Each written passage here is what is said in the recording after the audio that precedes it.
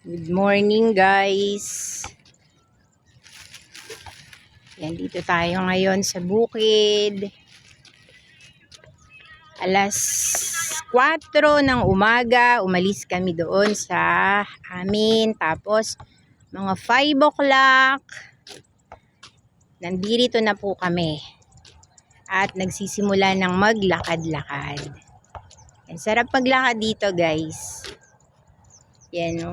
Natutuyo na yung lupa. Di sila makakapagtanim ngayon kasi walang ulan. Yan. Kaya sayang yung mga palay na yan. Malugi ang mga magsasaka. Ito pa sa kabila. Yan, sarap magpapawis dito. Don't forget to like, share, and subscribe LG Channel.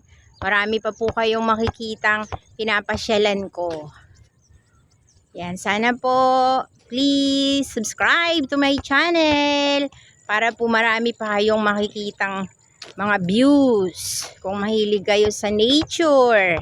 Yan. Sarap tumira sa ganito. Noong araw, nung kami ay mga bata pa, sa ganito kami nakatira. Yan, dito kami noon nakatira doon sa gitna ng bukid. Yan. Ayun.